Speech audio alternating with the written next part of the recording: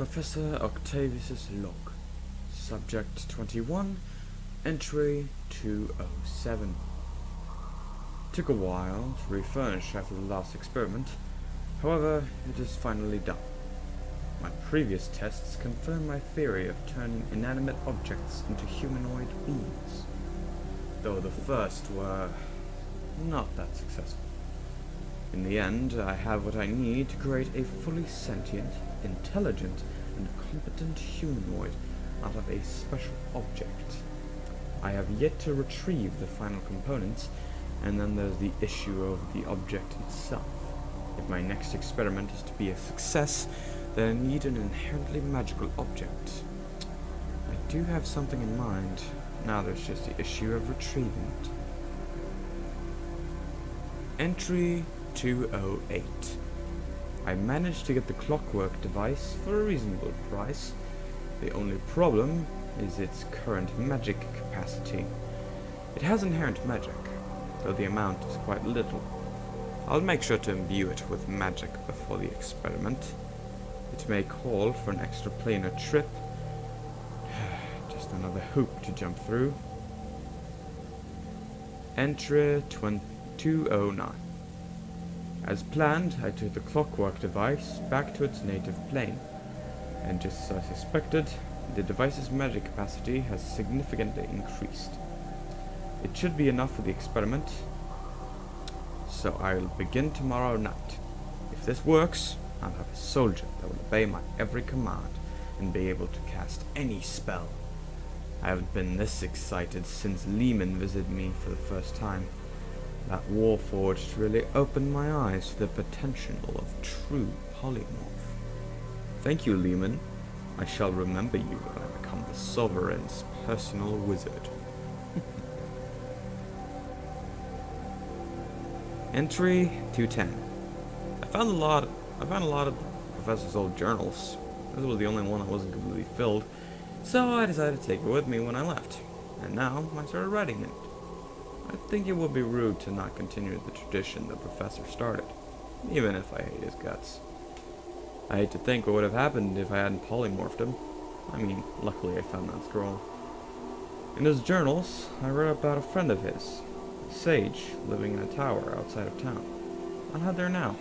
Maybe he'll take me in. Entry 211. The sage was surprised to see me at first, but when I explained the situation, he grew curious about me and started asking a lot of questions.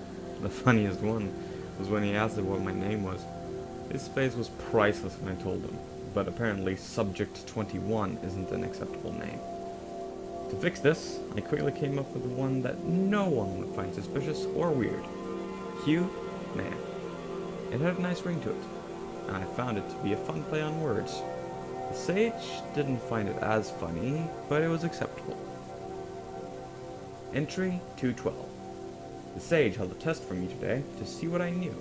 Boy, was he surprised when I answered correctly to all the questions. He gave me some more questions that were significantly harder, but I managed to answer most of them correctly. After the test, he gave me a physical examination. My body is an exact replica of any ordinary human's. But the sage found something about me that was still off. I still don't know what, but I think he knows. And that thought really bugs me. Entry 213. The sage sent me into town today. There were a lot of people there. I blended in as best I could and made my way to the bookstore the sage had sent me to. The owner wasn't there, and his apprentice told me that he had left to run an errand. I decided to meet up with the owner on his way back through the forest. It was hard to navigate, but when I eventually found him, things got a lot easier. I introduced myself. He looked really puzzled when I told him my name, but we quickly got over it. We started to head back toward the town, when we suddenly encountered a black bear. It attacked us, and while it missed me, it got the bookstore owner. Scratched up his back real good. When I stood there, watching as the bear was about to take an innocent life, something clicked in me. And before I knew it, the bear had been blasted with some sort of incredible force. I wasn't sure what had happened, but I hurried and took the bookstore owner back into town. to get him some help. When I told the sage about what had happened later, he looked at me, deep in thought. He told me that I had latent potential for magic running through my blood. The sage's theory was that the inherent magic in the clockwork device the professor had true polymorphed now ran through me. The sage told me that starting tomorrow, he'd start to teach me magic. As I'm writing this, I can't stop hearing the ticking in my head, and I can't say I don't like it.